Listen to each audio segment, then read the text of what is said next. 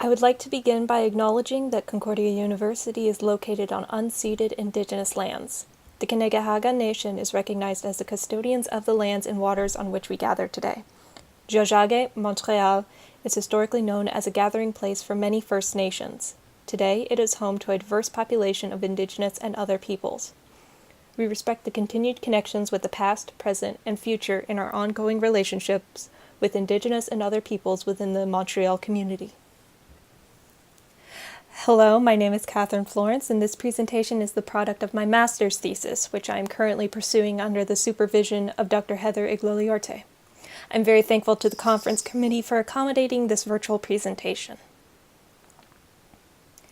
Inuit art has been incorporated into the national image of Canada. Vibrant owls, dancing bears, drumming shamans. This presentation looks at Nuliajuk, epithetically called the Sea Woman, and colloquially referred to as Sedna. Sedna is found across Arctic societies, a tremendous feat given the constantly shifting and localized nature of mythology. In fact, she's one of the only named Inuit, spirit or soul of a being or force of nature, to be depicted widely across the spectrum of Inuit visual culture, making her readily recognizable and unavoidable when talking about Inuit art history. This presentation will focus on how 4 urban Inuit artists have turned to her image as a medium to convey their identity and as a narrative of their survivance against the tides of colonialism and attempts at cultural extermination. David Rubin Pitoquin, Michael Massey, Heather Campbell, and Glenn Gear are all contemporary Inuk artists who experience physical and cultural dislocation of residential schools and urbanization that still haunt the country. By exploring how these 4 artists are experiencing and projecting Nuliajuk, we can come to the startling understanding that their work is more than art, but a deliberate act of resistance and knowledge-making. Sedna's story goes like this. Before time, there was a beautiful girl who lived with her father. She refused to marry any of the men her father sent as suitors. Instead, she marries a stranger who promised wealth and furs.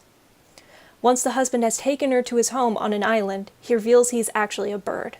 The girl is now trapped with a husband who offers only cold fish skins and clods of dirt. Luckily, her father visits after some time. Upon seeing the neglect inflicted upon his daughter, he takes her into his kayak and flees.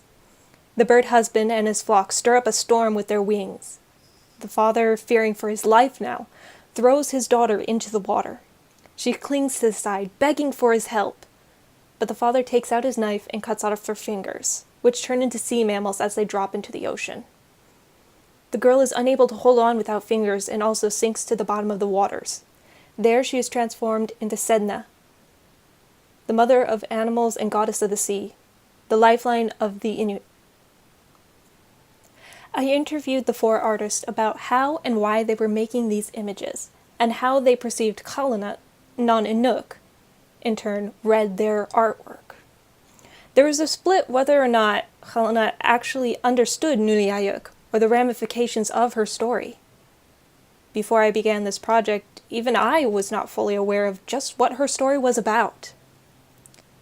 And the easiest way to get an answer was just to ask them. 3 out of the 4 artists were hesitant to say that qallunaat understood, conceding that their artworks could serve as a way of introducing them to the story. Massey, on the other hand, said, quote, "Yeah, no, because I know they don't. Most of them have never heard of it, because I know through my friends myself," end quote. Sculpture can be cold, distant. The stone presents concepts that we cannot delve into because the medium prevents interaction in this manner. Indigenous art has the ability to be about things that the public does not get and is not meant to get. They are oppositional, being about ways of measuring and expressing values that are significantly different from those common in dominant society. In this way, sculptures of the Sea Woman are both clear depictions of a belief system and a reminder that qallunaat are incapable of fully understanding it. The story is not theirs to speak, to own in its totality. At least that is my interpretation. Whether or not that was the intention of the artist is not for me to say. Rather, what I want to focus on is how woven throughout their interviews was the revelation that Sedna is more than just a pretty tale. Massey likened her to a mother, quote, about learning things, because we learn most of our stuff in life from our mothers, and how to respect stuff. I just think it's a fascinating story, and it shows how powerful that story is, end quote. Before the South came in and changed their lifeways, the Inuit lived with what offered itself to them: the seals, the whales, the fish, the creatures of the ocean, the children that Nuliajuk would guide towards the hunters. She determined if the hunt would be successful or if the community would starve. As Gear told me in the interview, quote, the sea can give you so much, and so the figure of Sedna can give you so much. You just have to remember where your food is coming from, where that bounty is coming from, how that's giving you your livelihood, like through traditional clothing. It's feeding yourself, your family, your community, end quote. When you live off of the sea, you better respect it. However, a vast majority no longer subsist off of her domain. She sent the seals, the whales, and fish, but they can no longer get to her people through corporate nets and red tape.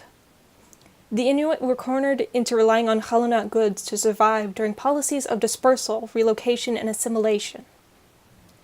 And yet, she's still revered as a provider for her people, just as she always has been.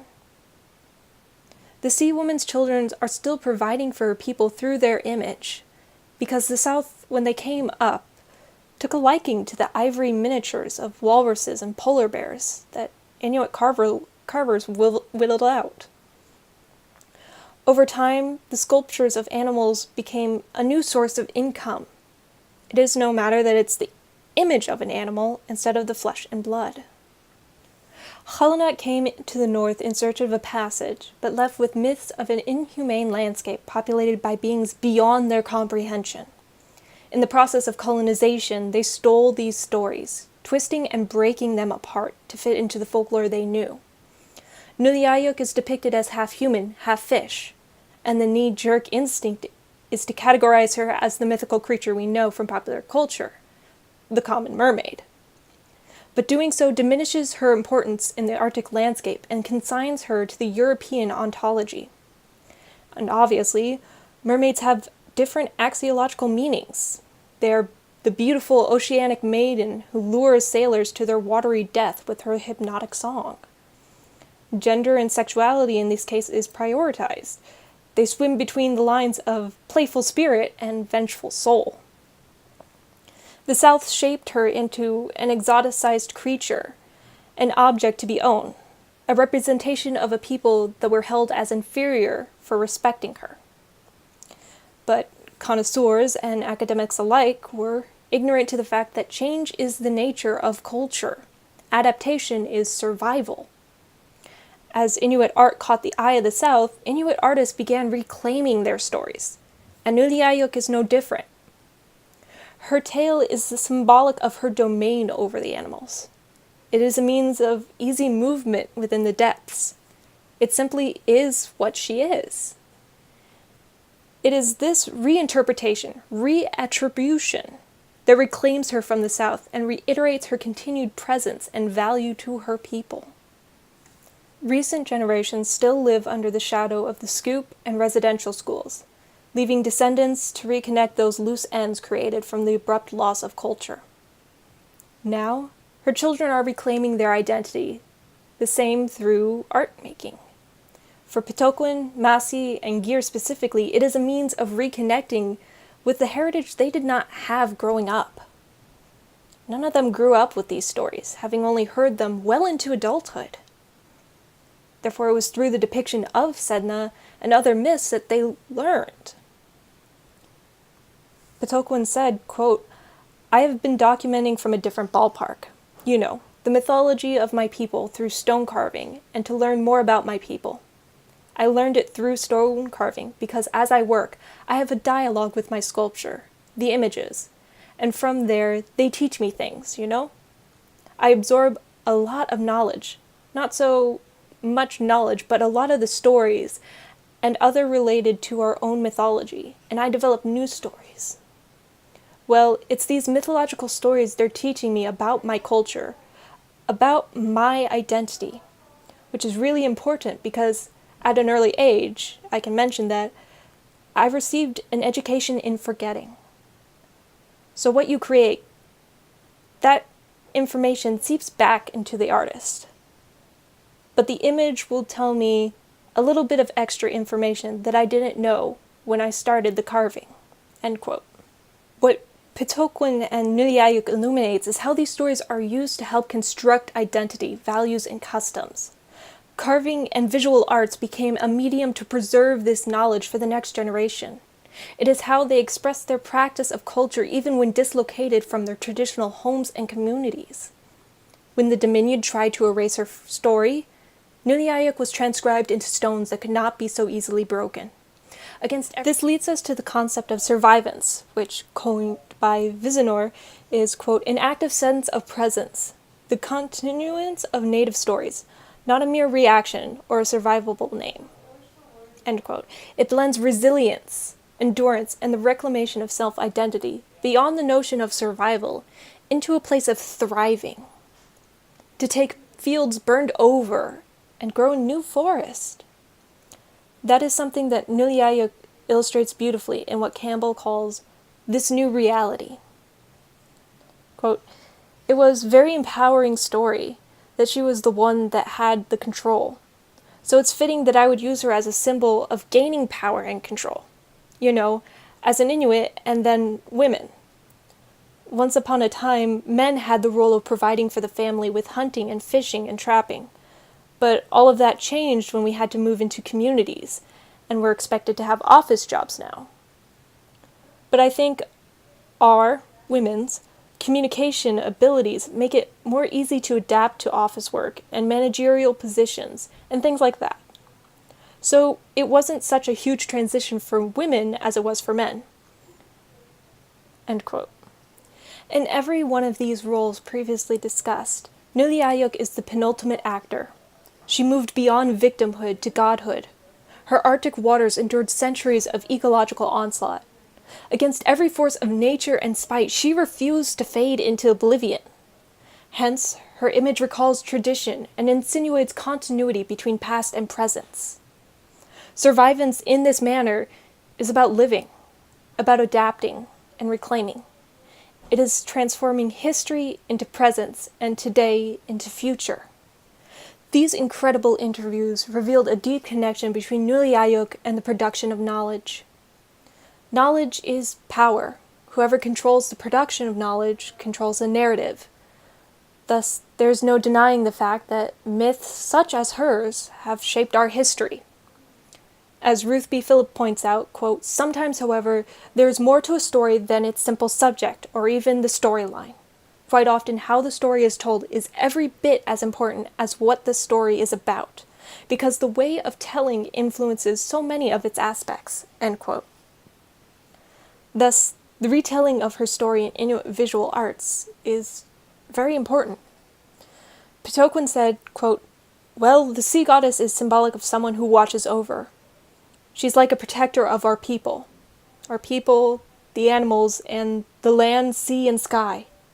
And she protects the mythology of the Inuit people, because she's got that capacity to protect the knowledge of the Inuit people. I call it protecting the pearl of wisdom. Even wisdom is very important to protect. Once it's lost forever." End quote. That is why her sculptures, her image, in painting and animation, is so valuable, because the traditional means of passing on her story through oral renditions is fragile. At times, it's too personal to be expressed to an unrelated public. It's not performed at random. It has to be prompted, drawn to the forefront of the teller's mind. It's a constantly emerging narrative that is as infinite as the human mind, changing profoundly over generations. But people disappear. Voices fall quiet. Memories are forgotten. And the spoken word has no material presence. And yet, it endures through the retelling of her story, through stone and paper and animation. Nuliajuk shows how we can bring old truths into the present through new means and with new purpose. Thank you.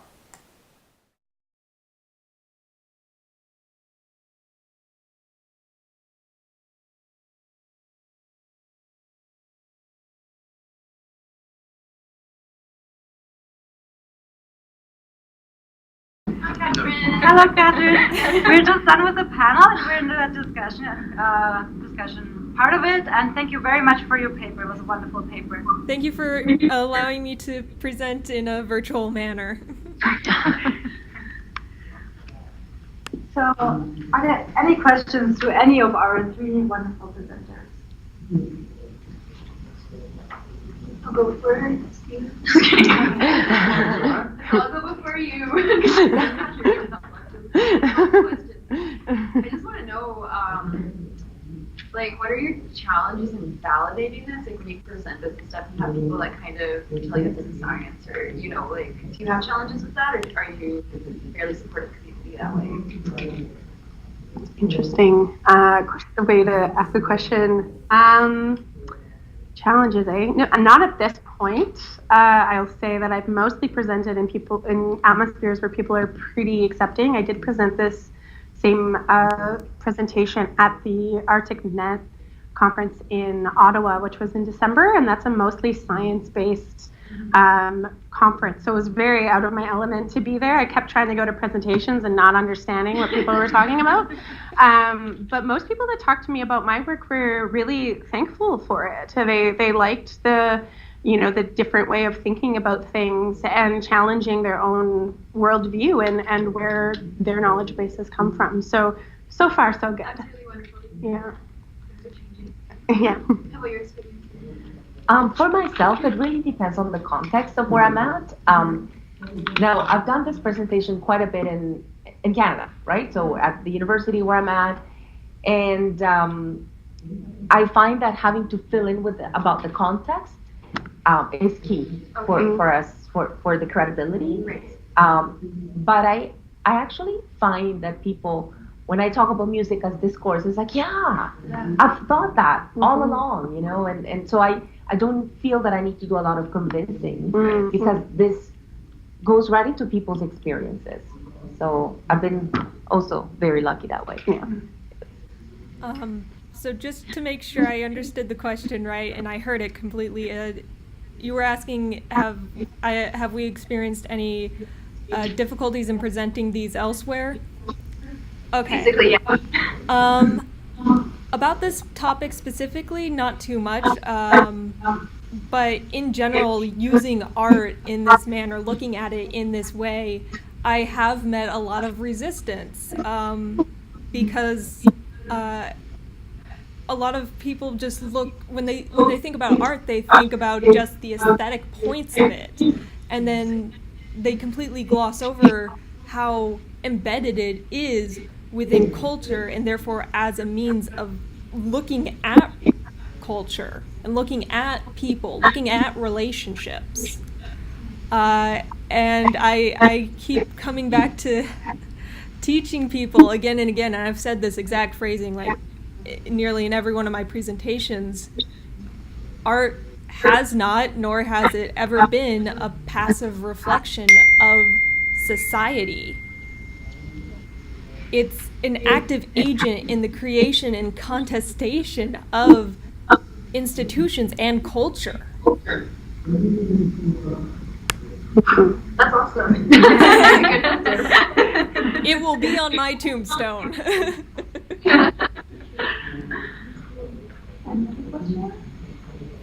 Everybody looks at Stephen.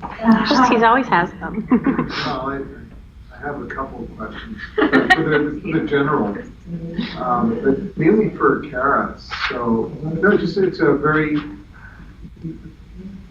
as the conceptualization of thinking of art is that it's alive, and it should only be understood in undertone.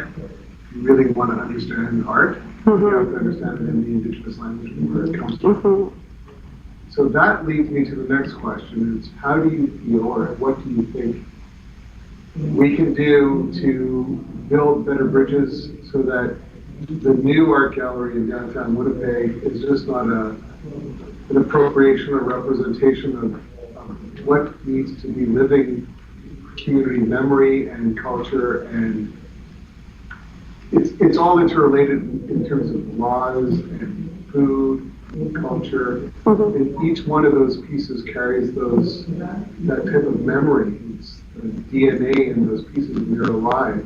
So how can we build a better bridge so that people that go in there are not just looking at it as an object? I don't know if this is such a big question, but it's really important to me to spend some time in the Arctic and not just keep taking and build an understanding. No, I've definitely thought about that. I don't know if I mentioned in my presentation, but even the current exhibit that's up at the WAG right now, says, I can't remember, I have the book at home, I can't remember the artist's name. I think it's Elisa P. But the write-up for it is it's predominantly about the missionary that went up and influenced her work and then collected it. There's, some things mentioned about her life, but that was the first thing I noticed, was that you go in, and I went on the guided tour, and that is mostly what the person doing the guided tour talked about, was how this missionary had this influence and collected this art, and isn't it great that we have it here to look at today? Which, yes, it is great. But the person also doing the guided tour, and I went on it because I wanted to hear more about the work and not just the name and date on the little plaques. They were speculating a lot about what the art meant, and, kind of glossing over a lot of stuff that I would have loved to hear way more about. And so I do think we need to kind of challenge that approach to sharing art, and I think we need to maybe make it a space where we can connect with the artists one-on-one, even if it's just in some cases that's going to be difficult because a lot of these people are elders and passed away at this point. But when we're looking at art where we can do this, like I would love to see like video accompanying every piece of the artist talking about the work. And I think that's something the WAG could do. I'm sure they have the resources to be able to do that. And it might involve them talking in their language, which would also mean that we need some interpretation so people can understand it. But that's what I would love to see in an art gallery, is the artist talking about their own work and talking about what's important about it to them, and not what the historical write-up is about the art. So that's one place where I would love to see that. I also work a lot with I work with the Manitoba Aboriginal Language Strategy, and so yeah, I hear a lot about that. The culture, the identity, the language, it's all tied together, and you can't translate the language straight into English words because it's more conceptual and there's a lot of teachings attached to it. And that's where I think art comes in.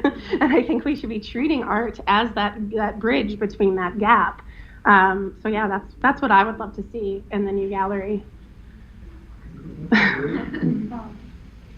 I just wanted to add, even though my work is with music, but I use a lot of the work of Diana Taylor, and she makes a big difference between the archive and the repertoire. So it totally relates to what you're talking about, that museums, by definition, tap into the archive. So a document that is past or that it's somewhere out there, and it's there to showcase it, literally. Whereas the repertoire is the lived experience of the community or the person that created that. And I think that's what you're getting at, that by sharing the story, you're bringing the audience into a little bit of that repertoire experience, right? So, and that's some of the issues that I encountered in my findings, that a lot of the Indigenous musicians felt like they were that archive brought, as a showcase and as a show, and not as participants in this telling of a story.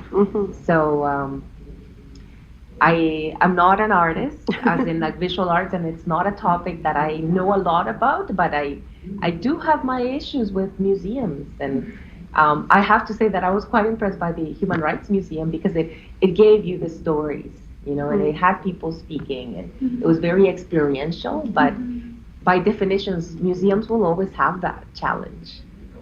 I don't know if our other artist has anything to add. I think one of the biggest barriers to with museums and collections and having them be understood as they were meant to be is the fact that we don't have a lot of Indigenous people within positions of art leadership. And I'm very grateful to currently be a part of a SSHRC grant that is specifically Inuit Futures in art leadership, to get these people into positions, to mentor them, to be able to basically open up all these different museums, galleries, places where art is being talked about so that it can be displayed and discussed and experienced as it was meant to be.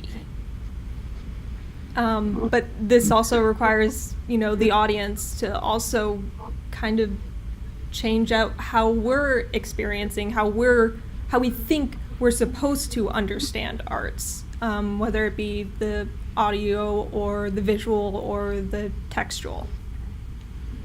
Audience or presenters? I have a question.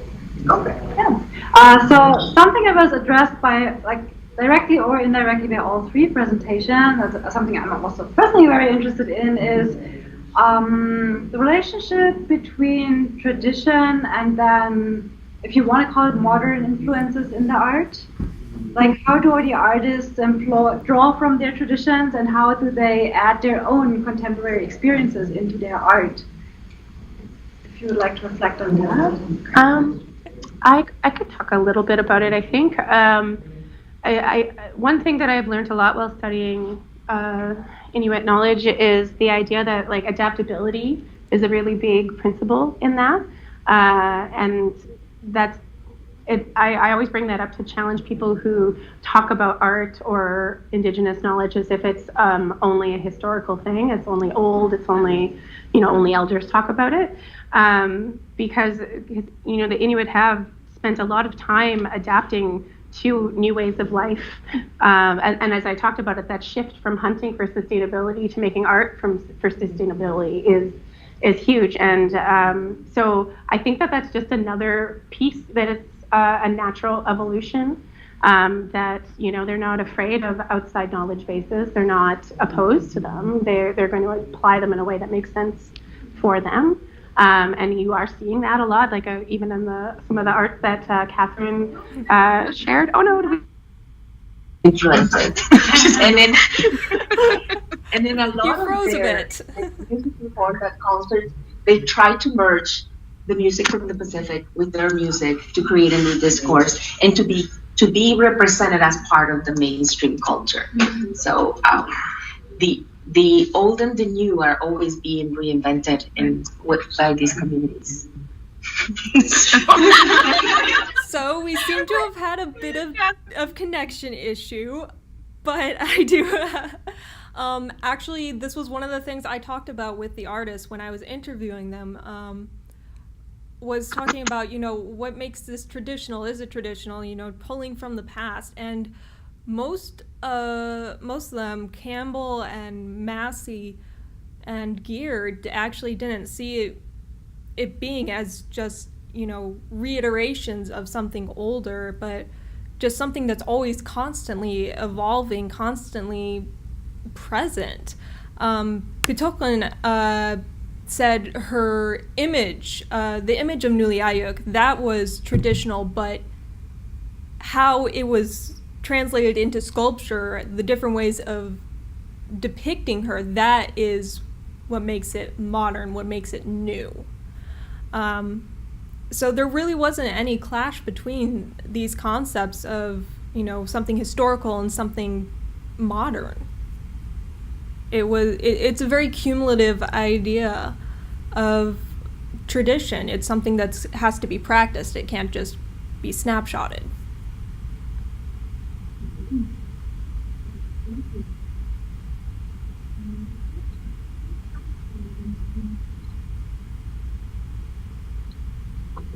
Continue asking questions.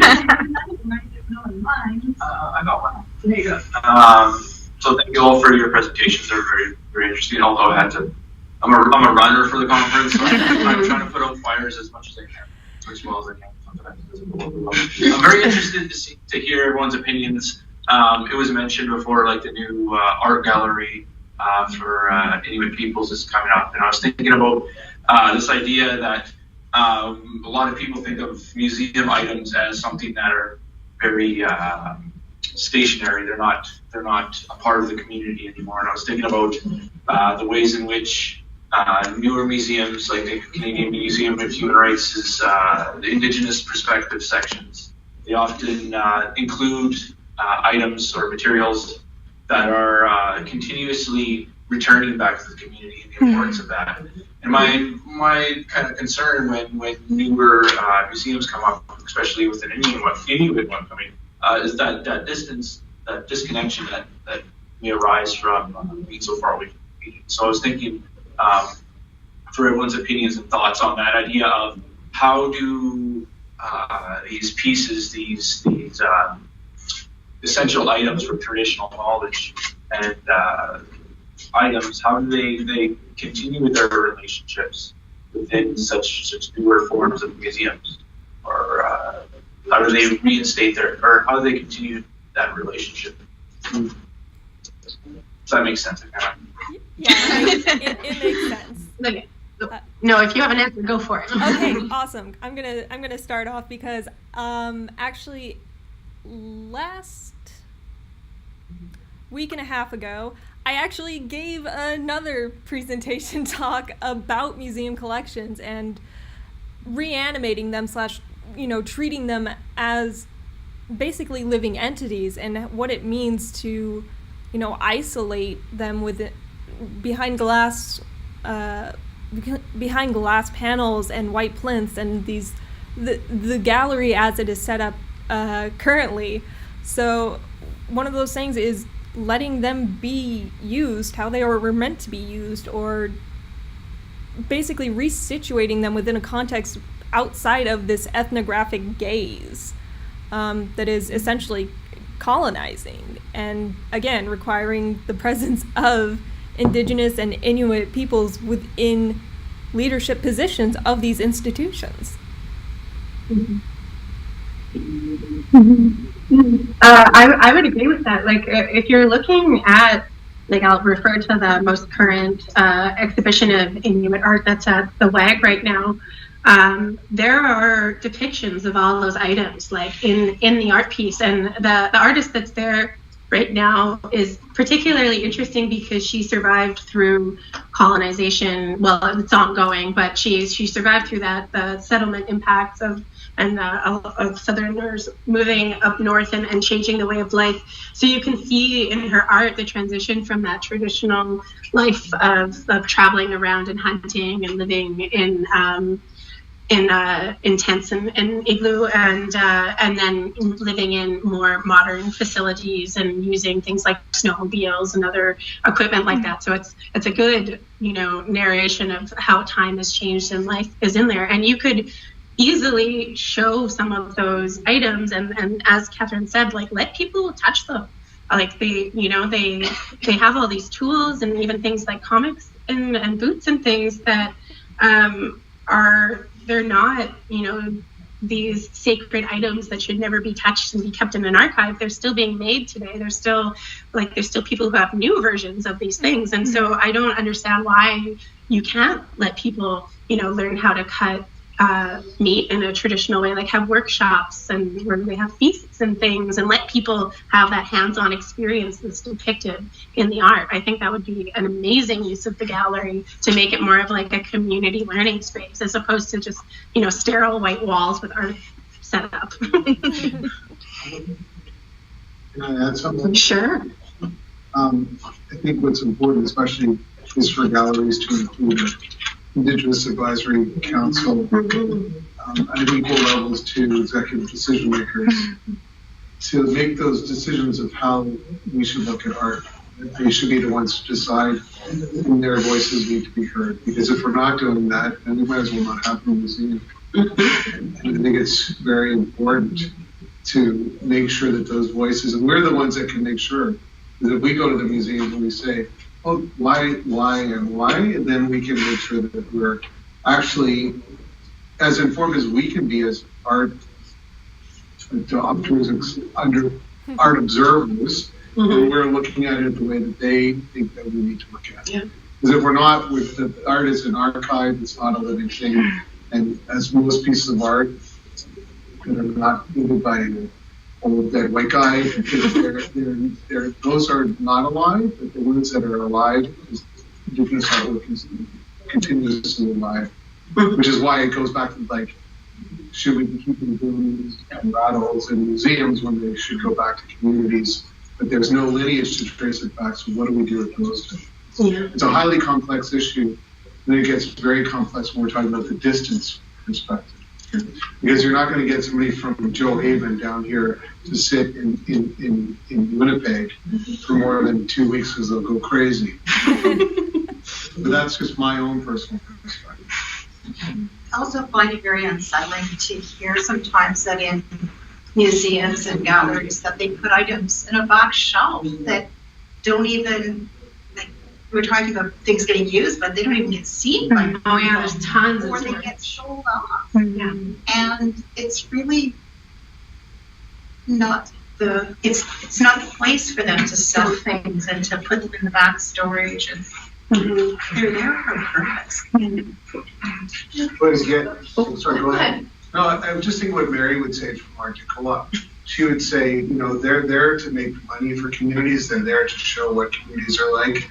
And I'm not representing Mary, but I've had enough conversations around arts and crafts and movement and social economy that they are there as a profit-seeking tool, but they also need to be respected part of culture as well. So it's a fine balance. It's like qallunaat is about balance. Maligat is about balance. It's all about the balance. And when we look at it, we're taking away from that balance.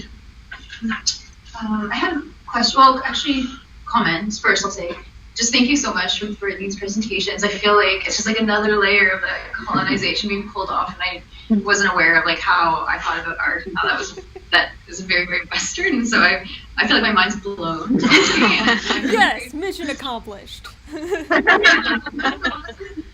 then I have a question for you. You made us all sit at the front. You're in the back. Oh, well. So it's what you see, what you do. But my question is, I'm curious if the art or your peers, we'll say, are like as woke as you guys, or is this something that you're really like fighting for people to be aware of, this Indigenous perspective on art? Do you know what I mean? I will say, so I got my start in thinking about art this way by using it as a research method, and I was doing a lot of data collection by doing community art projects, and then evaluating an analysis of the art that was created.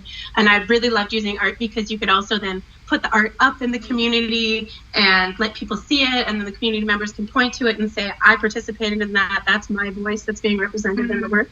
And a lot of people did not understand why I was doing that. A lot of people were asking me again and again, explain why you're using art. What is the art mean? And so that was one of the things that I knew when I started this program, that my final research would have to have something to do with art, because I want to be able to point to something and be like, this is why, this is why I do it.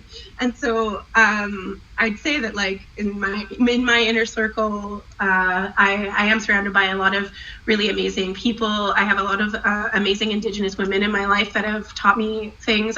Gladys Rowe, actually, I usually give her a shout out on my presentation. She's a Cree woman from Manitoba that she's now living in the States, but she was working here at the University of Manitoba.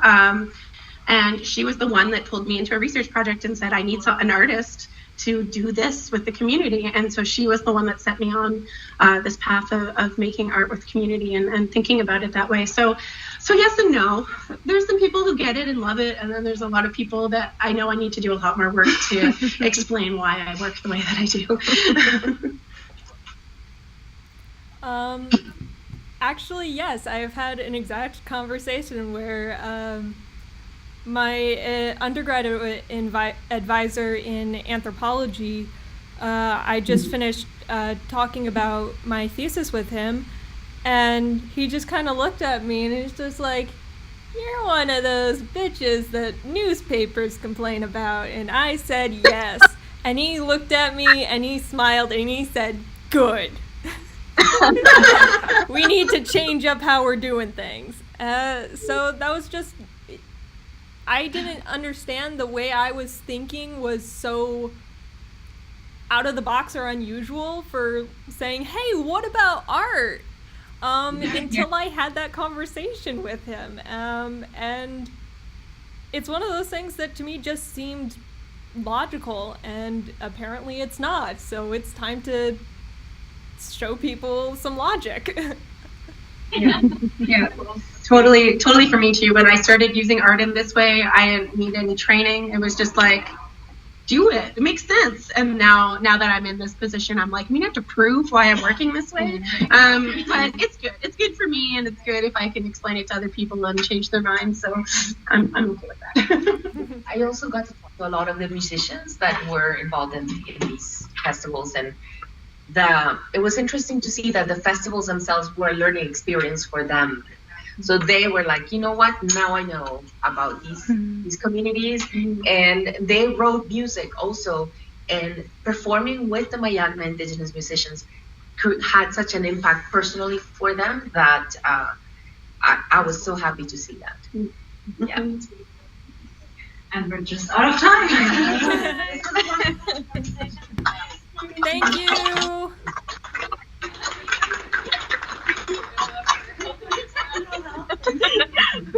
Thank you. Bye.